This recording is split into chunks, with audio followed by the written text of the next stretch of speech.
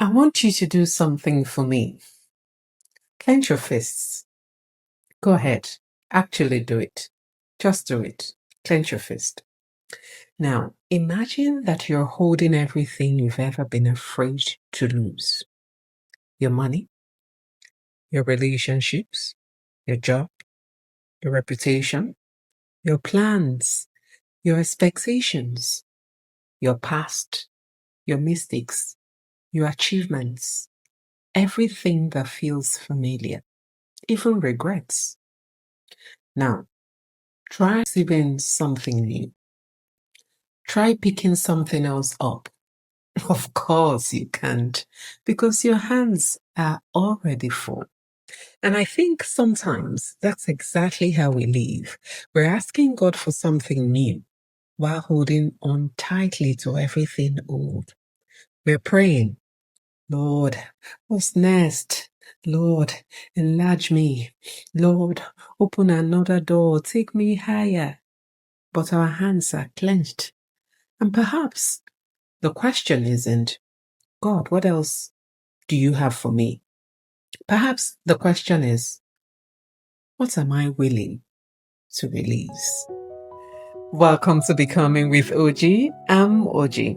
This is the space where we talk about growth, faith, purpose, work, life, decisions, transitions, and all the messy, beautiful things that happen while God is shaping us into who we're becoming.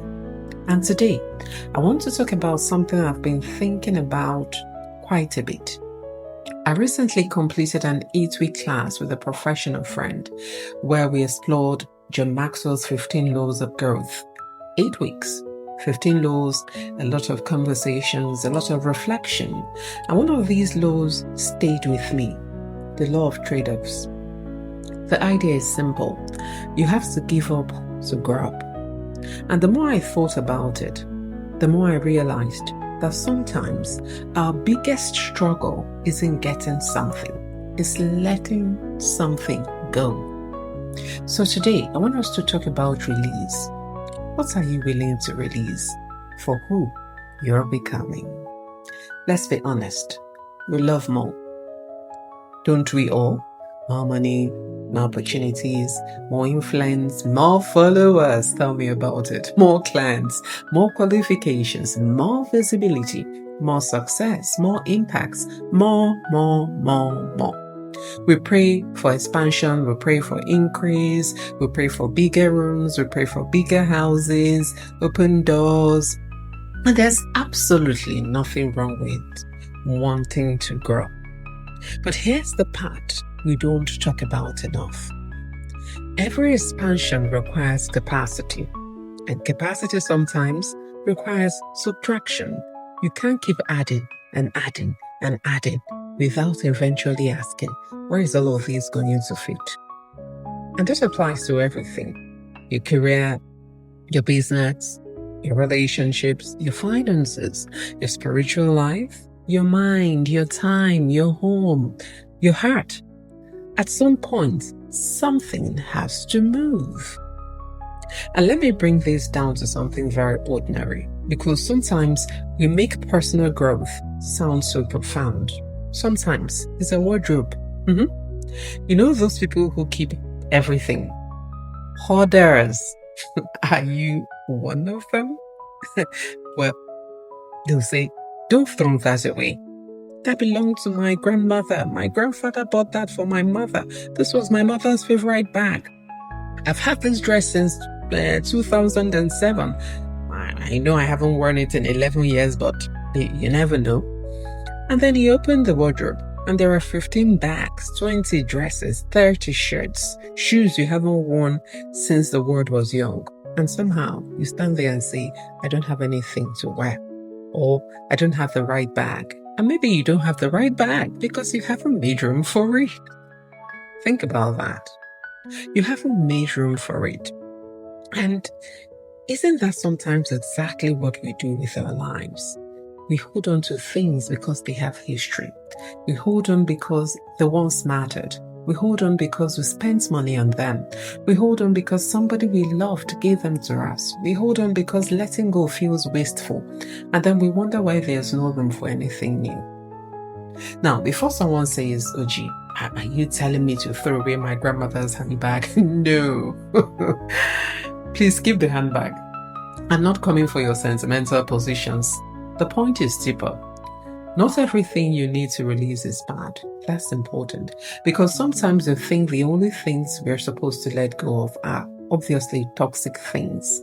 Bad habits, bad relationships, bad environments, bad decisions. But what if something can be good and still be finished? A season can be good and still be over. A job can be good and still no longer fit. A role can have been meaningful and still no longer be where you need to remain. An old dream can have been beautiful and still not be the dream you're meant to pursue now. And sometimes we stay because we feel guilty moving on, but it has been good to me. Yes, honor it. Be grateful for it. But gratitude doesn't mean you have to live there forever. You can appreciate what was without refusing what is becoming. Let's talk about the things we don't see sitting in our wardrobes, the things we carry internally. Maybe you're holding on to an old disappointment. Something happened 5 years ago, and you're still allowing that moment to define what you believe is possible. Maybe you're holding on to an old identity. I'm not a business person. I'm not a leader. I'm not good with money. I'm just not confident. People like me don't get those opportunities. Maybe you're holding on to someone else's definition of success. You were told what a successful life should look like, and you've been pursuing it, even though it doesn't actually fit you. Maybe you're holding on to a relationship that has ended, not necessarily physically, maybe emotionally. Maybe you're still trying to make sense of what happened. Maybe you're still waiting for an apology. Maybe you're still carrying a conversation that happened years ago. And perhaps you're asking, God, when will something new happen? But your emotional hands are still full. And this becomes especially interesting when we look at our professional lives. Have you ever met someone who desperately wants a bigger role, but their calendar is completely full? Every minute is occupied. Every problem comes to them. Every task somehow becomes theirs. Every meeting, they are there. Every request, let me handle it. Every crisis, I will sort it.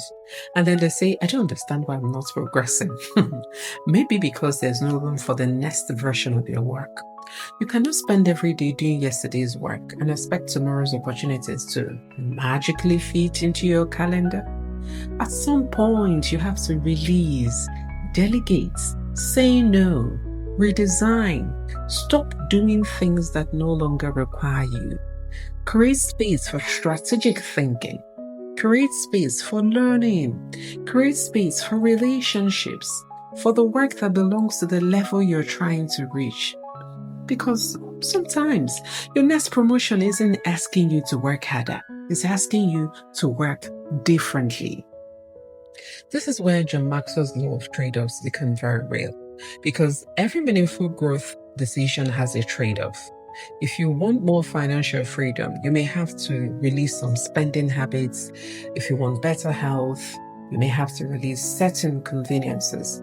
If you want to be something meaningful, you may have to release some leisure. If you want leadership, you may have to release the need to control everything.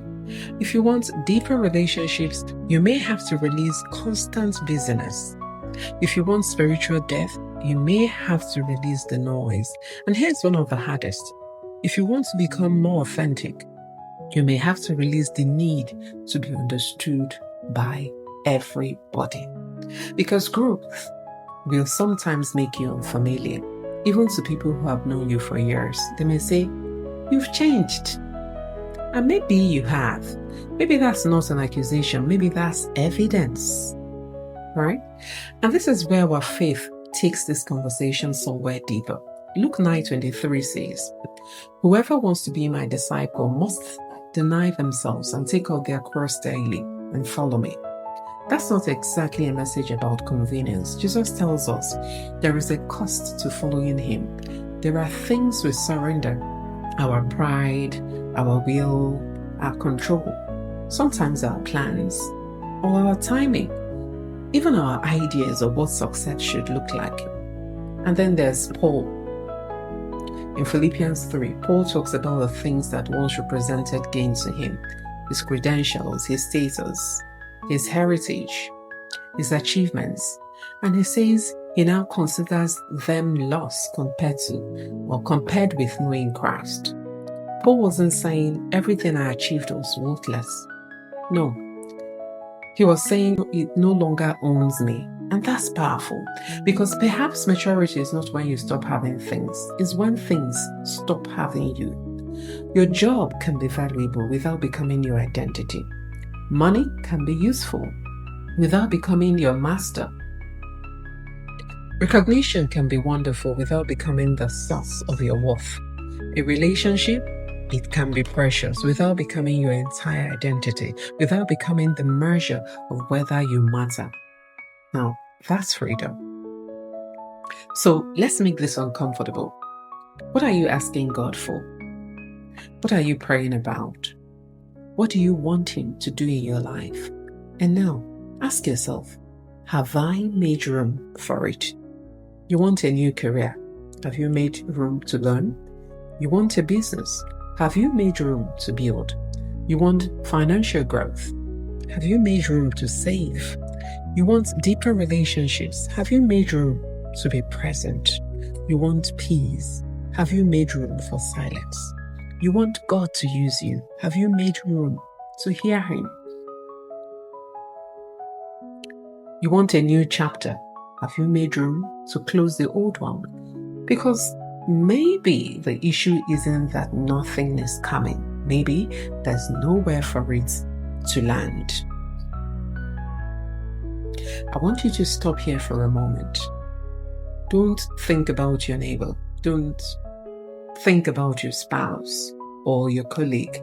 Think about you. What are you holding too tightly? What have you been afraid to release? What has outlived its usefulness in your life? What is taking up space that no longer belongs there? And perhaps the hardest question, what are you keeping simply because you've kept it for so long? You don't have to throw everything away. You don't have to make dramatic changes overnight or even tonight. But maybe you need to open your hands. So here's my challenge to you this week.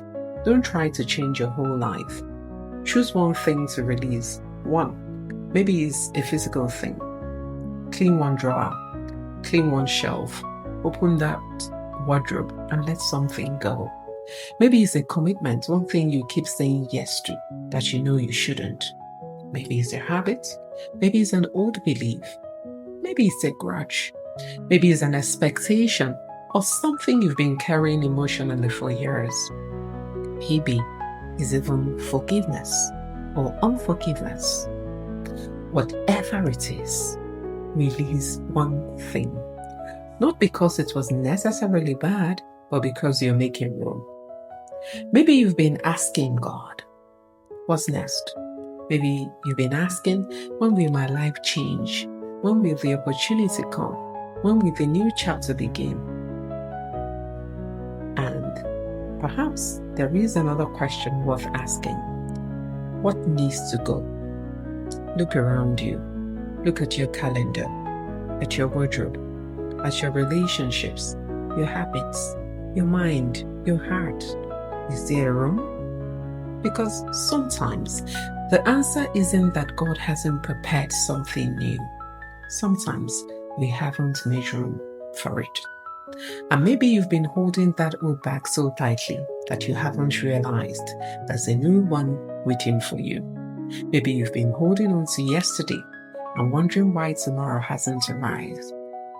So open your hands. Release what has served its purpose. Think it, honor it, learn from it, but let it go. because you cannot receive with clenched fists. And perhaps the next chapter of your life doesn't need you to become someone completely different. Perhaps it simply needs you to stop carrying everything that belongs to the last chapter. So I'll leave you with this. What are you willing to release? For who you're becoming. I'm OG, and this is Becoming with OG. And remember, you cannot carry everything into your next season. Open your hands, make room, and keep becoming. Thank you for listening to this episode. Until next time, keep becoming.